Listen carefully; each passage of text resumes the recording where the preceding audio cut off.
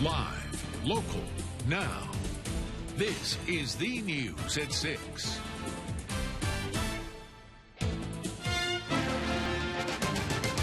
All new at 6. Slammed on the brakes, tried to stop, but there was nothing I could do. The car hit the pump, that's it caused explosions. The very latest in the investigation of that horrific accident on Bull Street that led to an explosion and fire. Elizabeth Rollins is talking to investigators. Plus, Screven County calls in the GBI to help with the case of a missing person. And as Dow Kennedy explains, the more facts that emerge, the more complicated the case becomes. And the mother of an accused ISIS recruiter here in the U.S. is talking to us, sharing what she says is the story of a federal informant turned enemy of state. A story she's not buying. And good evening, everyone. Thanks so much for joining us. Breaking news update after that deadly and fiery explosion at a BP gas station on the south side of Savannah tonight. Investigators have now identified the victim as 87-year-old James Lester. Metro Police tell us that it started with a crash at the intersection of Bull Street and Durin Avenue. They say Lester was attempting to cross Bull when his SUV pulled into the path of a driver heading north on Bull. Lester's SUV then crashing into a gas pump and flipping. Our Elizabeth Rollins has been following this story all day long. She joins us live from that scene. And Elizabeth, when crews arrived there, they realized this thing could have burned for a long time, being that it was fueled by that gasoline.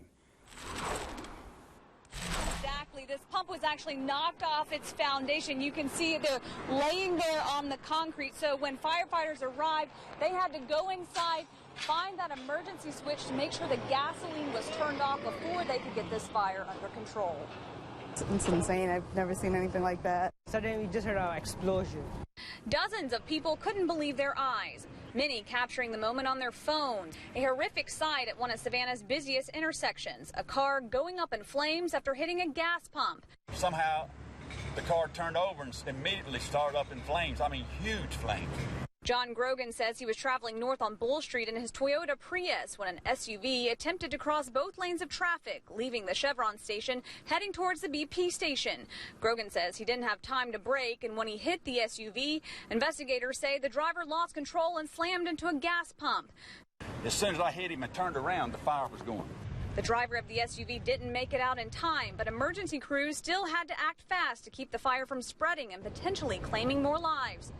They knew on the way they had a serious fire. The gas pump had ripped from its foundation and gasoline was coming out of the tanks underground.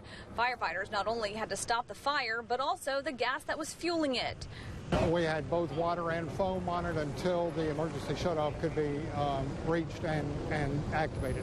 Once the gas line was shut off, it didn't take them long to get it under control. And while this incident created many distractions and disruptions for many folks today, the impact for these victims and families will be a lot longer. I'll probably break down crying later, but I feel bad for the guy that I hit because I didn't see anybody get out of the car, so I assumed he burned up.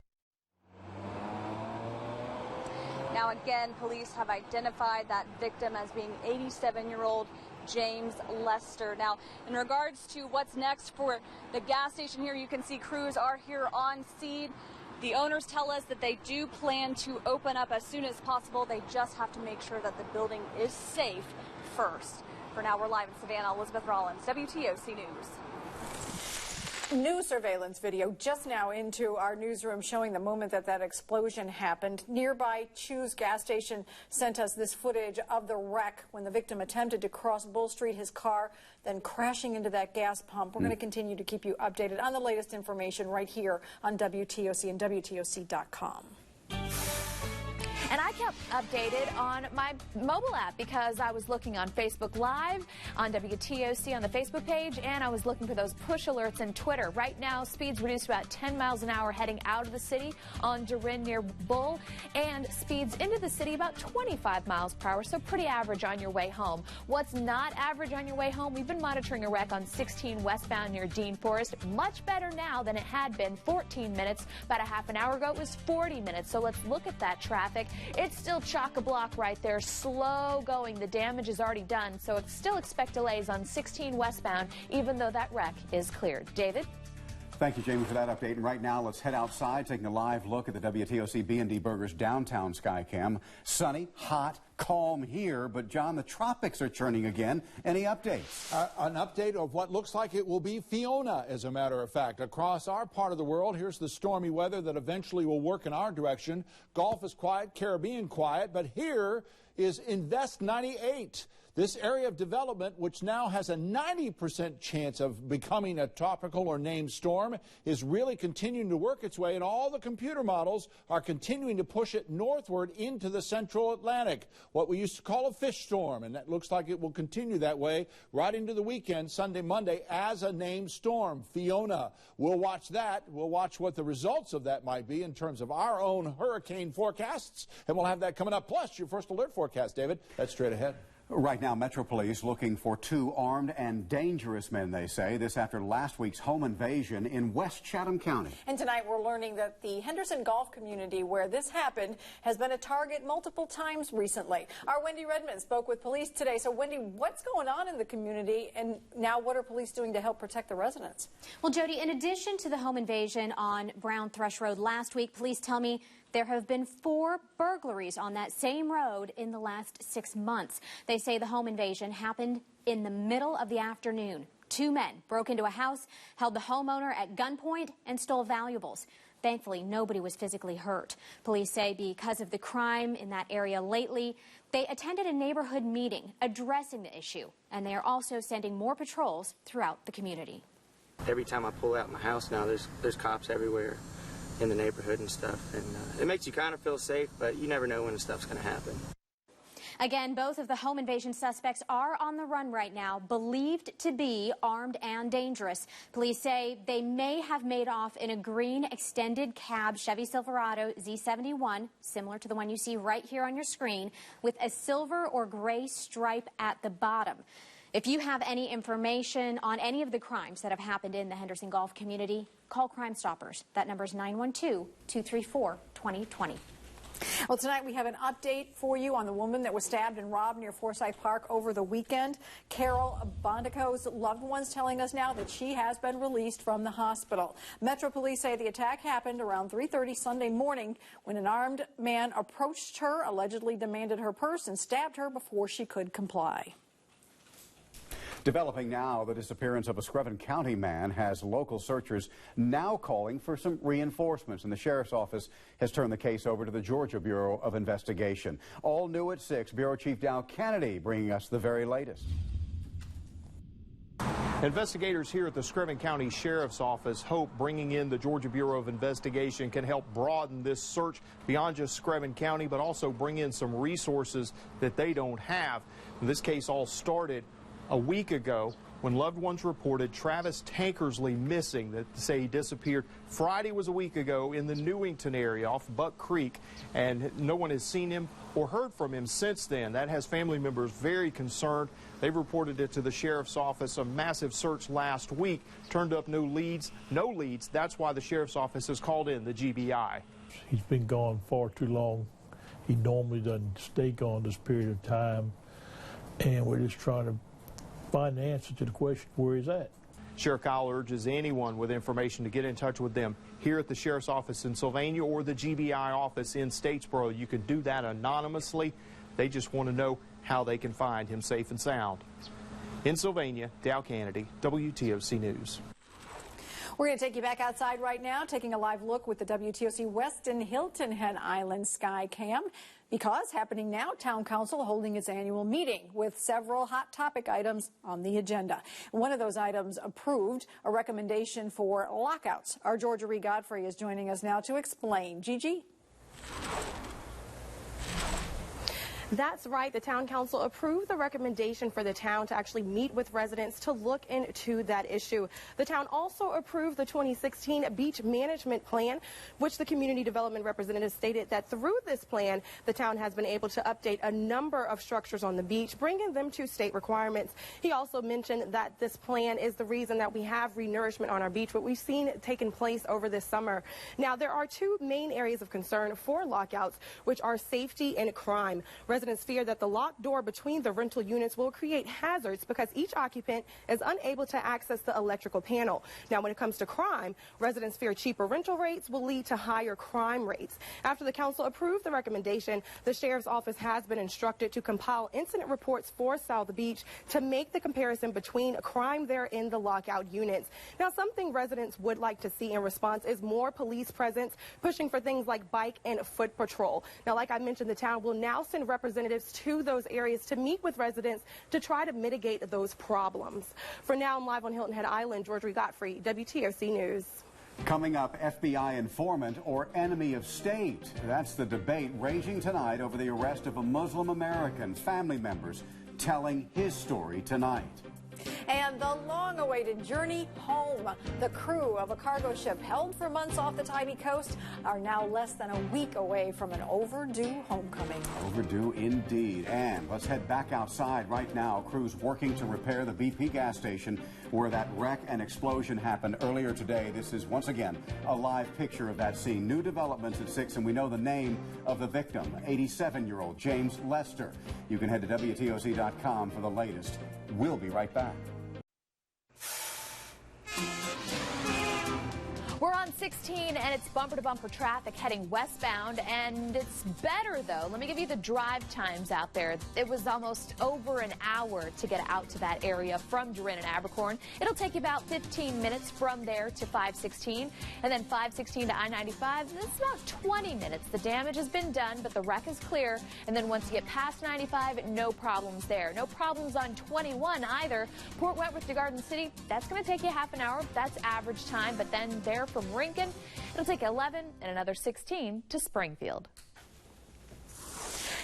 Continuing to follow breaking news for you now out of Savannah, a bank robbery at the Wells Fargo on Bull Street in downtown. We told you about this just a little bit ago. This is a live look right now. The FBI has taken over the investigation, and here is what we know. Around 4:45 this afternoon, a black male wearing a curly wig and women's sunglasses, right there, you're taking a look, robbed the bank, fled on foot. There's no word if he was armed. We're going to update you as soon as we get more information. Now, a WTOC update to a story we first broke for you last month. Tonight, we're learning 15 crew members are expected to head back home on Friday. This after being stuck for nearly 4 months on board a cargo ship just off the coast of Tybee Island. In April, federal marshals seized the new lead Castellano while it was docked in Savannah after creditors sued the ship's owner, saying they were owed $7 million. During the legal battle, the ship and crew remained anchored in the Atlantic. It eventually came to an end when the ship was sold at auction for $7.4 million last week. Right now, we're learning new details after yesterday's fire at a downtown Savannah hotel. Southside Fire and EMS now telling us 3 people were injured when flames broke out inside the kitchen of the Hyatt Regency on Bay Street. They say the injuries were not serious. 2 people taken to Memorial, 1 with an ankle injury, another with respiratory issues. The 3rd person refused to be transported. All new at 6, we are hearing for the very first time from the mother of an accused ISIS recruiter out of South Carolina. Eric Hendricks' mother now saying that he's baffled by these charges because he claims he was actually working for the FBI. Hendricks lived in Columbia before moving to Charlotte, where he was arrested earlier this month. Tonight, Judy Gadsden brings us his side of the story.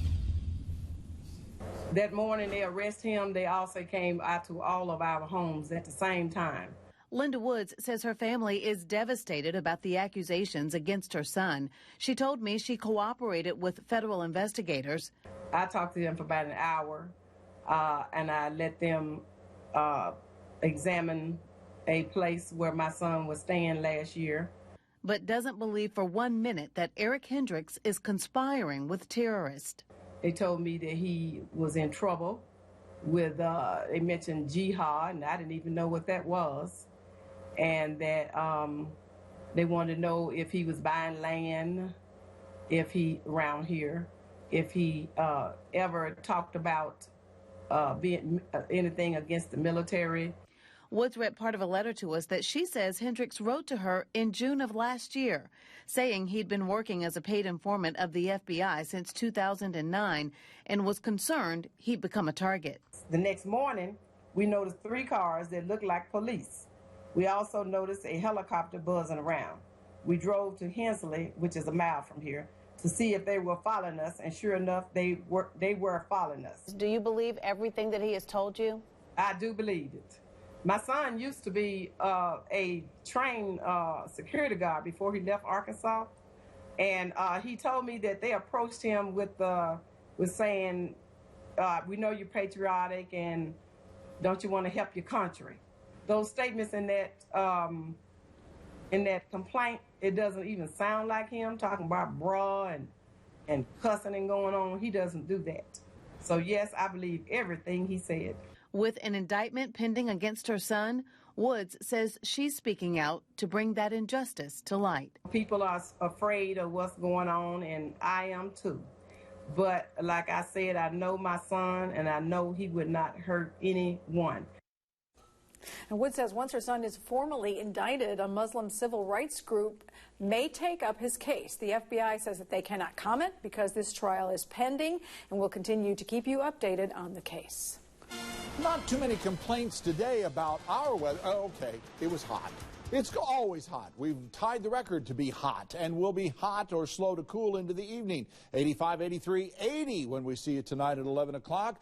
The other part of the news is any chance of showers just is gone. And we'll even have some clear skies with upper 70s for our overnight lows tonight. Look here across the Savannah Hilton Head area. There's nothing going on. Our exclusive WTOC storm tracker, and I can't find anything going on with these cells down to our south as they continue to fade away very quickly. The traditional view that we like to look at, looking at cells into Appling County, they're just about done. Clouds are continuing to clear, so I think we're in for a pretty good evening tonight. The bigger story, perhaps, is temperatures, and it is still hot across the area. Alma had a shower there at 89, Brunswick 88, Hunter's at 87, while we're officially at 91 degrees, and lots of triple digits on the heat indices still at this hour. I think fog's going to again be an inland problem tomorrow. Savannah's forecast to go to a 1-mile visibility at 7 o'clock in the morning, but this doesn't last very long, so our overnight low again will be low, or be warm, I should say, 75 with 94 expected for Wednesday's high. And here's how that's going to happen as things clear as we go through the night. These clouds perhaps are the fog that we're talking about, but by the time we get to 1 o'clock, there's more showers trying to develop with the 94 and a 20% chance of those late day showers. Look at the heat index. It's up there in the triple digits again. Hilton Head will be at 89. Baxley will be at 94. Hampton at 94. Hinesville 95. Sun City 91. Metter, you'll have an afternoon high of 95 degrees. Again, the 20% chance of showers and thunderstorms. And dangerous heat indices getting up into the triple digits, especially through the afternoon. So if you're looking for some heat relief, maybe Hilton Head 88 on the beach, 87 at Tybee. Low risk of rip currents with very little chance of any rain. But don't forget, its UV index is extreme. And Saturday, how about this for the Brooklet Peanut Festival? That looks like fun with the run early 75, 89 for the parade. By the time we're dancing late in the day, we'll still be in the 80s, but it should be a very pleasant evening. 93 Thursday, 94 Friday, 92 Saturday, 93 Sunday. Looking at an improving chance of showers and thunderstorms as we go through the rest of the period as well. Stand by. Sports is next on The News. Here you go. Can't wait to see what this baby can do.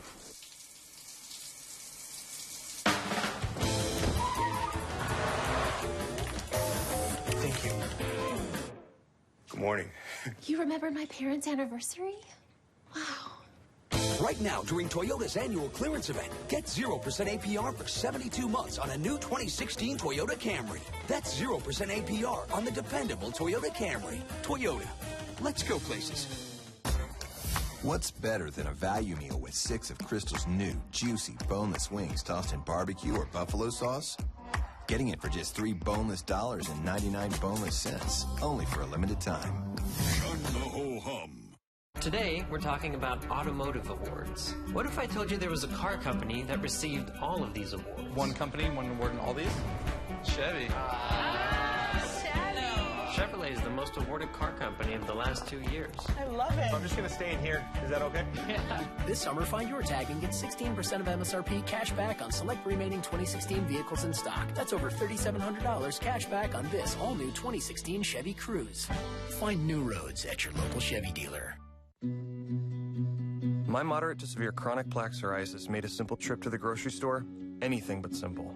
So I had an important conversation with my dermatologist about Humira. He explained that Humira works inside my body to target and help block a specific source of inflammation that contributes to my symptoms. In clinical trials, most adults taking Humira were clear or almost clear, and many saw 75% and even 90% clearance in just 4 months. Humira can lower your ability to fight infections, including tuberculosis. Serious, sometimes fatal infections and cancers, including lymphoma, have happened, as have blood, liver, and nervous system problems, serious allergic reactions, and new or worsening heart failure. Before treatment, get tested for TB. Tell your doctor if you've been to areas where certain fungal infections are common, and if you've had TB, hepatitis B, are prone to infections, or have flu-like symptoms or sores. Don't start Humira if you have an infection. Ask about Humira, the #1 prescribed biologic by dermatologists. Clearer skin is possible. For a limited time, you can get a $3.99 value meal featuring 6 of Crystal's new, juicy, boneless barbecue or buffalo wings. And right now, text FLOAT to 37793 and get a free float with any purchase. Shun the ho-hum. Got the jacket and the Swiss Army knife. Now, I guess I'm a MacGyver, right? Action! Really, one of the main ingredients of this reboot is the soul of the original show. The very first scene of this is me hanging out of an airplane, trying to ground it. I think fans are going to recognize a lot of things from the original show. He doesn't have a superpower. His superpower is his brain. And I think that's really refreshing. Saving the world in style. Good job, brother. MacGyver, CBS Fridays this fall. The WTOC Sports Desk is sponsored by the Robert Trent Jones Golf Trail. Hello again, everybody. There's still quite a buzz going around as Savannah Gene Sowers wins his first major. The victory at the U.S. Senior Open puts him at 4th in the point standings. Gene got a lot of help along the way, like his older brother, Bobby. Now, we have a lot of great teachers in this area. Nicole Weller was given the prestigious honor of being the first professional to receive both the 2013 PGA and the LPGA National Junior Golf Leader Award in the same year. This pro calls the landings home, and this summer, our Christina Tuso caught her in her element. Nicole Weller played out her college career at Wake Forest. From there, it's safe to say she became infatuated with more than just a golf swing. For her, golf can be broken down into 3 parts: physical, mental, and emotional. We work with the technical part of the game, but also the mental part and the emotional part. To me, that's 2 different things. I think when a person discovers something on their own, it makes so much more sense, that aha moment. In search of how to get golfers to reach that aha moment, Weller pursued a master's in sports psychology at the University of Tennessee. Her ability to channel a player's technique and emotional involvement to the game has quickly made her one of the top-rated pros in Georgia. I like giving people options. You know, what happens if you do this and this, or try this and this, and see what they come up with. Weller's passion is now kids. She's a children's author and a U.S. Kids Master teacher and certified in U.S. Kids Golf. For Weller, there's more than just a height difference that separates kids. Kids are not wired like adults, so they don't focus like adults. So it's all through play, all through games, lots of colorful activities. Christina Tuso, WTOC Sports. And the Bananas are in the winners take all scenario tonight as they face Peninsula Pilots for the Coastal Plains League title tonight. First pitch on the road set for 7:05. That's it for Look at Sports. We'll be right back.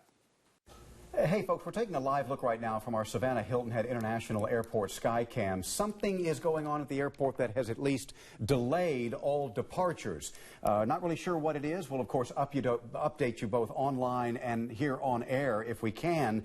I would probably call the airport in advance before you're taking a flight out if it's coming up in the next hour or so. And if you're still on the roads, the Jamie Casino traffic tracker is still watching how things are moving across the area.